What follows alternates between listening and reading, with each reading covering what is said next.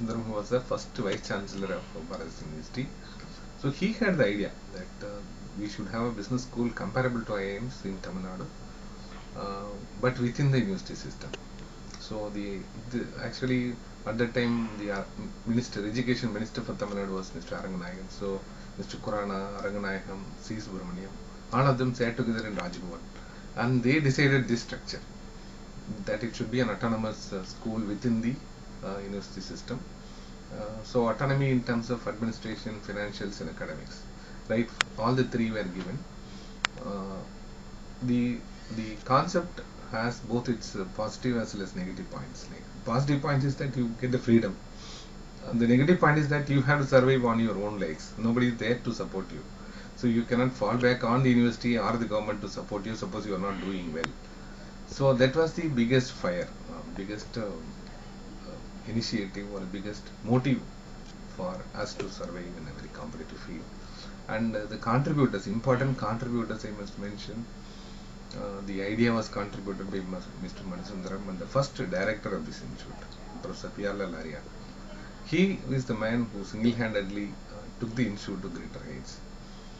So the biggest contributor in the entire 25 years, in my opinion, is Professor Arya. And he laid the foundation stone and he developed this institute. During his time only the placements took off. And the first year that he created, the momentum kept us moving for the next 15 years. He was the director for 10 years. And after that, it was the momentum actually which he created, which kept us moving on. And we hope to stand up to the expectations of the public so that we keep growing. And in the 25 years, if you look at the contribution of us, it is more in terms of qualitative difference that we have made to the management scenario in the country. Our people are now occupying almost all the big companies, either MNCs or domestic companies. Our people are there sitting as either GMs or vice presidents or sometimes CEOs.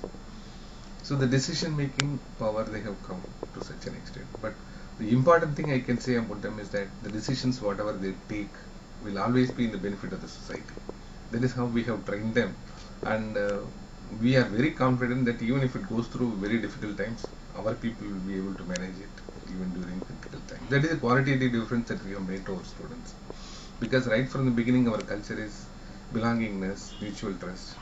So this is how we have translated the culture to the students, and values become the important factor when you are deciding on something, and the values in which you have grown, they become the basis. So that way I feel we have made a significant contribution. Another important contribution is in terms of the reservations. We have allotted more than 69% for the socially backward classes. And there is usually a talk that when you go in for more reservation, the quality will come down. But right from the beginning, right from the first batch, we have been following the reservation policies. But at the end of the day, when the companies are coming for recruitment, they don't see any difference in categories. They recruit all of them.